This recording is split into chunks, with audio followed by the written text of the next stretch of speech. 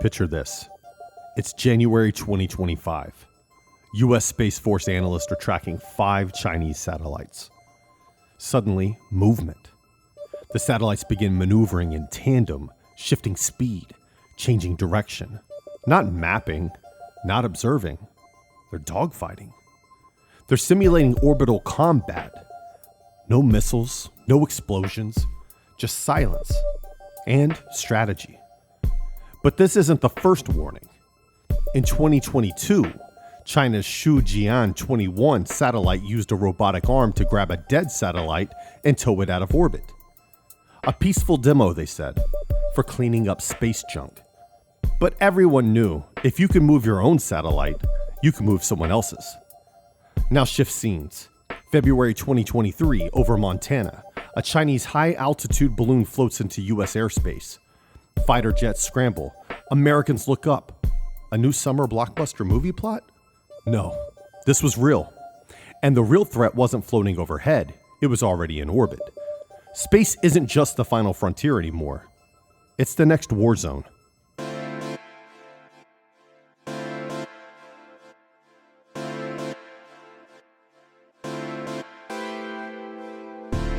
Hey everybody, welcome to Midweek Sitrep, your bi-weekly briefing on what's happening in the world of national security. My name is Jerry Fowler, and I'm your host. Every other week, I give you the context that you need to see what's really going on, all in under 20 minutes, so you can stay mission-focused. Now, this is the first episode in a 3-episode arc about surveillance and space warfare. For the next 3 Midweek Sitreps and brief episodes, we're breaking down how space is becoming the newest battlefield, how satellites, drones, and AI-powered tech are reshaping the rules of war. From orbital maneuvers and private space networks to surveillance tools hiding in plain sight, this is the future of national security. Already in motion, above our heads. Now let's get to the episode.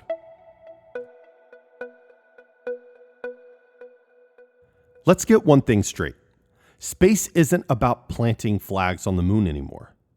It's about low Earth orbit, real-time surveillance, and an invisible war unfolding in silence 300 miles above our heads. Right now, thousands of satellites circle Earth. Some beam down GPS, some snap weather photos. Some, well, they do things we're not supposed to talk about. And here's the twist. They're not all government-owned. They're not all peaceful, and they're definitely not all minding their own business. Space is no longer a neutral zone. It's a battlefield, just like land, sea, air, and cyberspace. And yes, there are treaties, like the Outer Space Treaty of 1967 that banned weapons of mass destruction in orbit. Since then, we've had other agreements. The Rescue Agreement, the Liability Convention, the Registration Convention, even the Artemis Accords, and UN guidelines on sustainability. But here's the reality. Most of these rules are non-binding, outdated, or impossible to enforce, especially when it comes to military activity in orbit. They don't cover anti-satellite weapons. They don't ban jamming, robotic grappling arms, or AI-powered maneuvering satellites. They don't define what counts as a threat, or what happens when one satellite intentionally shadows another. There's no space police, no clear consequences, just gravity and intent. So how did we get here? Let's rewind a little bit. During the Cold War, space was all about prestige. Sputnik, Apollo, the space shuttle. A race to the stars, fueled by science, diplomacy, and a whole lot of ego. But even then, satellites were doing double duty. The US and the USSR weren't just chasing moon rocks. They were tracking missile launches, mapping enemy moves, spying from the sky under the banner of peaceful use. Then came the 2000s. China poured billions into its space program, launching constellations, building its own space station, even landing on the far side of the moon. The US took notice, and for the first time in over 70 years, created a new branch of the military, the U.S. Space Force. But governments weren't the only ones looking up. SpaceX didn't just revolutionize rocket launches, it made them routine. Blue Origin, Amazon Kuiper, and dozens of private firms followed, turning low Earth orbit into a crowded neighborhood of satellites. But these satellites weren't studying planets. They were laying the infrastructure for something else: communications, surveillance, military logistics. Space became the new high ground. And in warfare, whoever holds the high ground wins.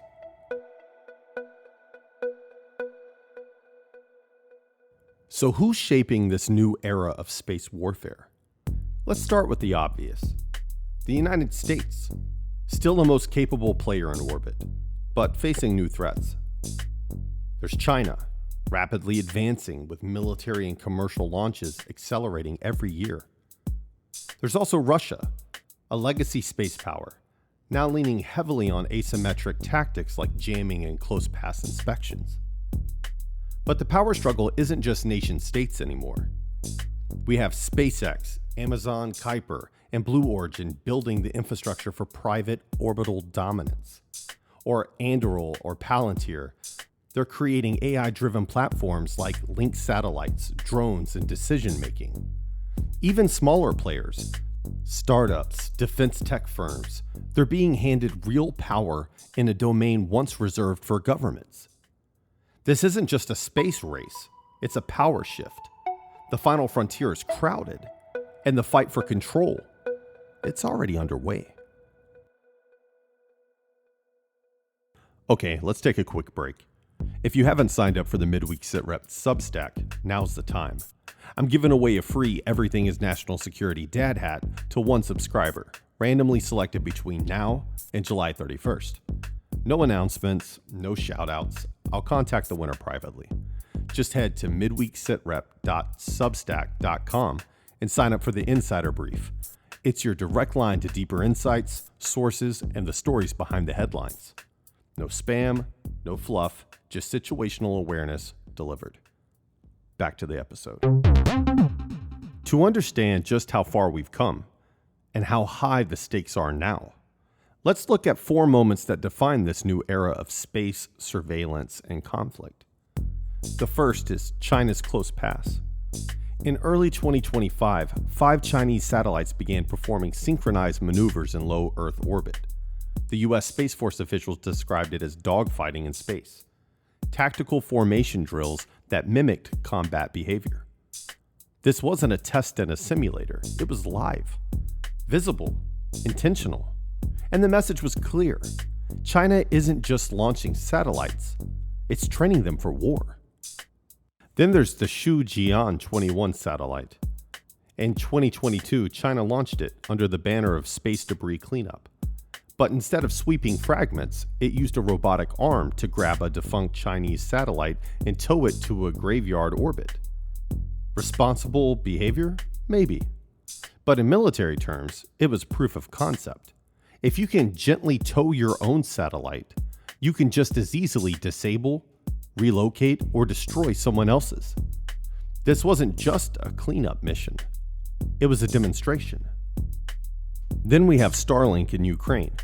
When Russian missiles took out Ukraine's internet infrastructure, the Ukrainian military didn't rebuild fiber.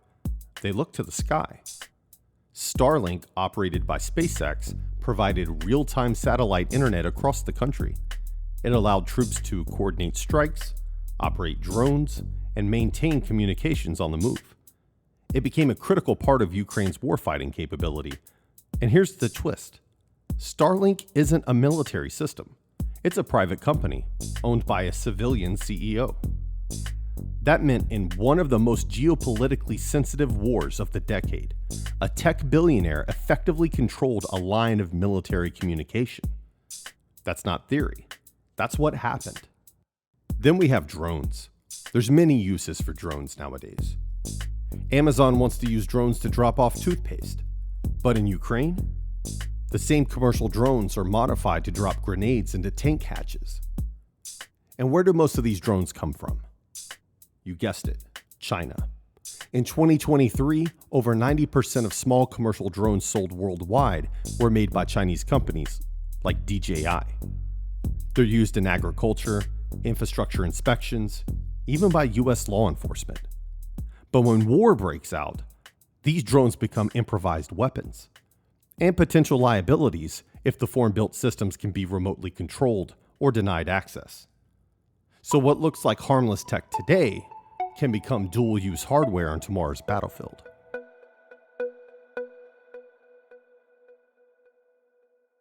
Let's take another break. If you want to support the show and look good while doing it, you can now get your official Midweek Sitrep merch at everythingisnationalsecurity.com. Hats, shirts, and gear for the everyday listener who knows everything is national security.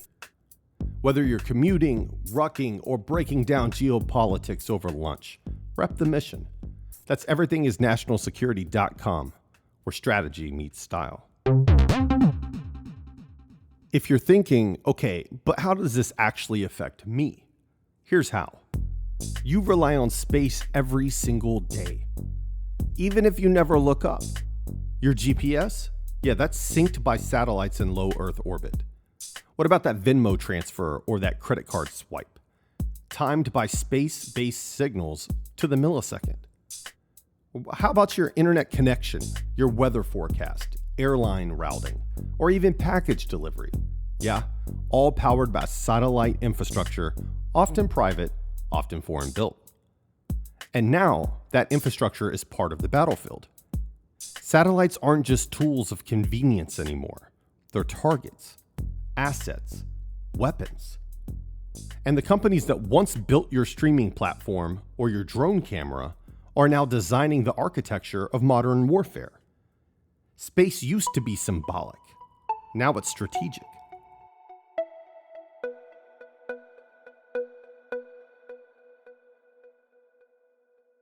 We're heading into a future where the next war might begin in orbit before the first shot is fired on Earth.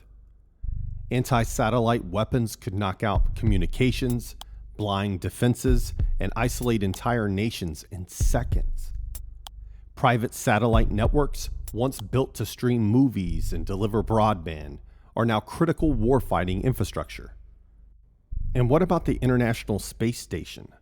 It's still shared by Americans and Russians, side by side, smiling in press photos, while their governments brace for conflict back home.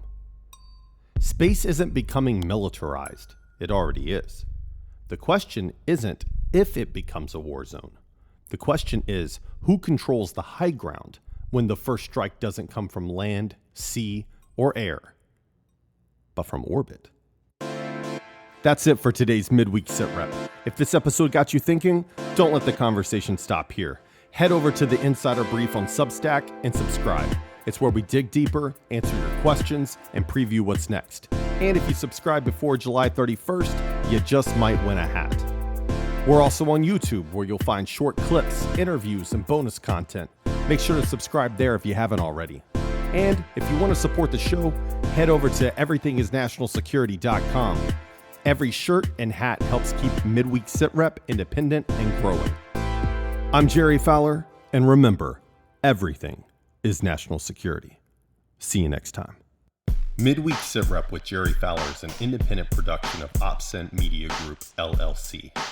The information provided in this podcast is for general informational purposes only and does not constitute legal, financial, or professional advice.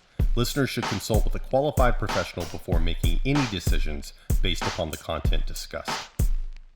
The views and opinions expressed in this podcast are solely those of the host, Jerry Fowler, and any guest, and do not reflect the official policy, position, or endorsement of any current or former employer, client, government agency, military organization, educational institution, or any other entity for which the host, Jerry Fowler, may be affiliated. Mention of a company, product, or service does not constitute an endorsement or recommendation. Any references are provided for informational purposes only. This podcast does not disclose any classified, proprietary, or confidential information. All discussions are based upon publicly available information and personal expertise. Everything's national security. OpSent Media Group, LLC.